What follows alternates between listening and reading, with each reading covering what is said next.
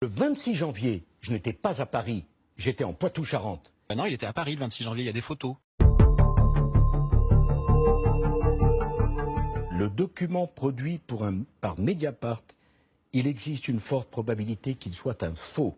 C'est un vrai et les expertises techniques l'ont démontré. Cette phrase-là a été violemment battue en brèche et par les juges d'instruction, les deux magistrats chargés du dossier, et par les magistrats de la Cour d'appel de Paris qui ont confirmé le non-lieu en faveur de Mediapart. Il est indiqué que j'aurais été compromis de façon passive, c'est noté ici, pour favoriser les intérêts de l'État et du régime libyen. C'est une monstruosité.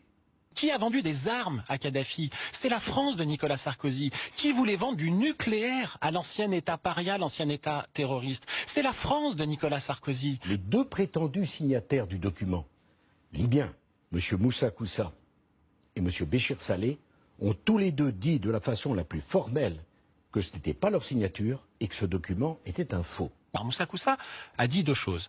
Il a dit l'origine et le contenu du document sont vrais. Et il ajoute, mais c'est pas ma signature. Pourquoi? Je le cite, ne m'introduisez pas dans cette affaire, c'est trop dangereux. Et il signe son procès-verbal de 13 pages, avec exactement la même signature que dans le document. Il n'y a pas le plus petit commencement d'une preuve. Il a été retrouvé un carnet manuscrit qui a été authentifié, alors les choses sont très claires, par 3 justices européennes. Il n'y a pas la moindre preuve. Il n'y a pas le moindre élément. C'est le carnet manuscrit de l'ancien ministre du pétrole et l'ancien premier ministre libyen qui s'appelle Choukri Ghanem. Eh bien cet homme, en avril 2007, il consignait par écrit une partie des versements pour Nicolas Sarkozy et ses amis. Cet homme, Choukri Ghanem, a été retrouvé flottant dans le Danube, mort, à Vienne, en avril 2012, dans l'entre-deux tours de la campagne présidentielle. Les services de renseignement américains ont qualifié cette mort, je cite, de hautement suspecte. Ce sinistre Taqieddine dit qu'il m'aurait croisé au ministère de l'Intérieur. Et il dit, autour du 27 janvier, il m'a remis une valise avec 1,5 million d'euros. Vous voyez la crédibilité de la scène. J'ai la preuve que le 27 janvier, je n'étais pas à Paris. Que le 26 janvier, je n'étais pas à Paris, j'étais en Poitou-Charentes. Il était à Paris le 26 janvier, il y a des photos. Nos confrères de BuzzFeed ont publié les photos. Qui a notabilisé Ziad Taqieddine?